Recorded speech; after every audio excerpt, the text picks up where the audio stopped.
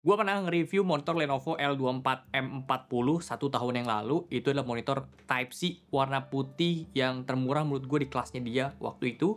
Dan sekarang ada versi upgrade-nya, versi barunya namanya Lenovo L24M4A. Ini Type-C juga, support power delivery di 75 watt, dan ditambah dia udah foresight bezel-less. Hampir sebenarnya, karena di bawahnya itu masih ada bezel yang lebih tebal di antara tiga lainnya, tapi udah warna hitam dan tipis banget, beda dengan yang seri sebelumnya. Seri sebelumnya itu bezel bawahnya masih warna putih dan tebel. Jadi di sini kelihatannya lebih clean, lebih enak aja gitu kalau misalnya kalian mau bikin setup yang looks-nya tuh minimalis dan simple. Kakinya full ergonomic, bisa naik turun, swivel dan rotate. Untuk bikin setup dual monitor juga ini bisa banget, dibikin vertikal akan lebih kelihatan sempurna.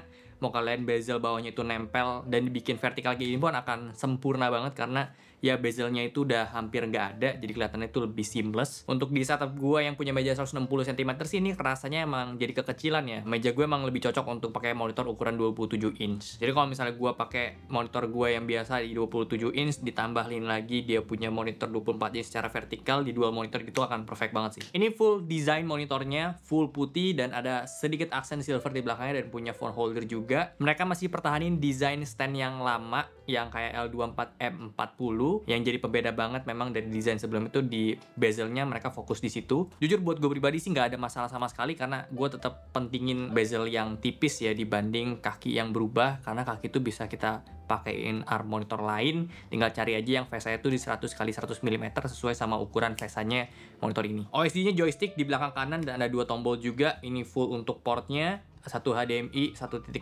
satu USB-C support display dan power delivery 75 watt. Cukup untuk laptop office atau MacBook juga. 4 USB-A yang jujur buat gue ini kepake banget kalau kalian pakai koneksi satu USB-C yang support displaynya, itu udah otomatis aktifin yang USB-A dia juga. Ini cocok karena gue pakai Mac Mini M4 yang minim port, jadi gue bisa fungsiin USB-A di monitor ini untuk jadi USB hub. Gue bisa colokin beberapa peripheral gue yang pakai koneksi dongle wireless 2,4 GHz. Panelnya IPS, Full HD, dan refresh rate di 100 Hz. Gua tes untuk gamut yang didapat ini sesuai sama klaimnya mereka banget ya, di 99% sRGB. Bahkan yang gua tes ini udah deket banget sama 100% sRGB ya. Adobe RGB dapat di 79,1% dan P3 dapat di 83,9%. Gua ada tes juga akurasi warna. Di warna bawaannya dapat di 2,34 delta I, putihnya di 7,55 delta I, gamma rata-rata di 2, dan gue coba preset sRGB gue dapat di 2,88 delta I, putihnya di 7,57 delta I, dan gamma di 2. sRGB secara akurasi nggak sebagus kayak yang versi sebelumnya yang L24M40.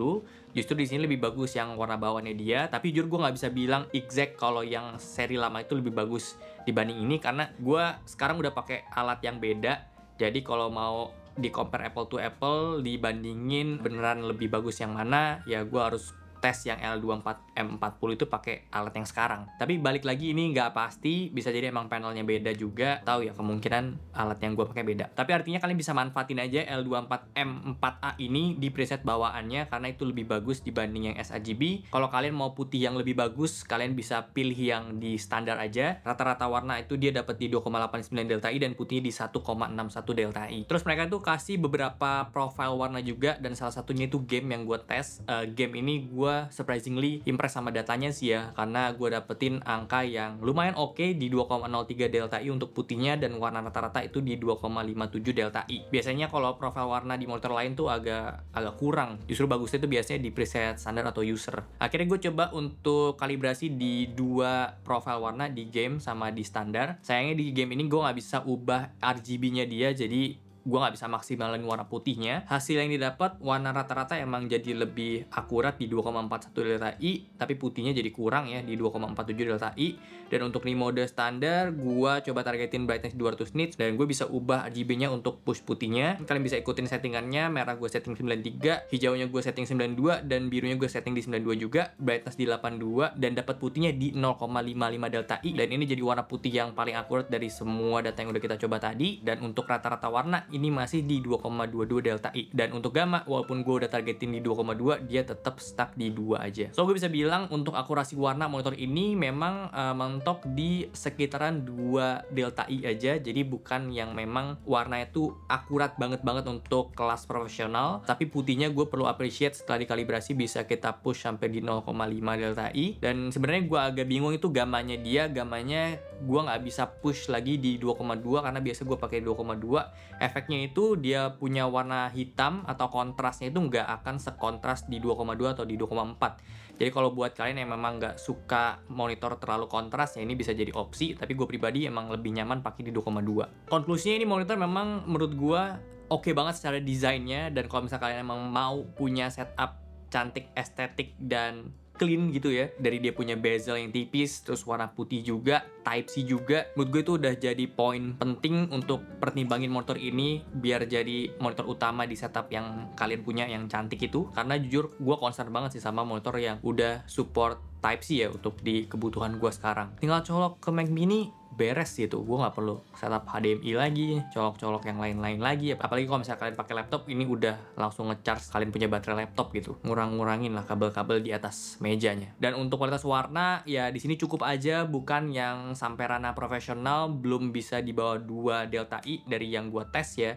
Tapi untuk akurasi warna putihnya sih ini oke, jadi nggak bikin warnanya itu terlalu hijau atau terlalu ungu, terlalu merah, terlalu magenta gitu. Di sini aman justru ya. Cuman memang concern kalian itu lebih di akurasi warna merah aja kalau gue lihat ini yang agak dominan dibanding yang lain. Jadi kalau kalian terlalu banyak main di warna merah ya kalian harus make sure lagi warna merah itu udah sesuai sama yang kalian mau atau belum. Again ini untuk ngomongin ranah profesional ya, tapi kalau untuk user biasa aja, kalau kalian untuk entertainment, untuk kerja office, ini udah lebih dari cukup ya untuk dia punya akurasi warnanya. Bukan yang jelek tapi bukan yang terlalu bagus juga gitu. Jadi so-so aja lah, standar aja dia. Dari data yang gue punya sih memang L24M40 yang versi lamanya dia itu panelnya lebih bisa akurat untuk warna rata-ratanya. Ya plus minus tapi balik lagi sama kebutuhan kalian.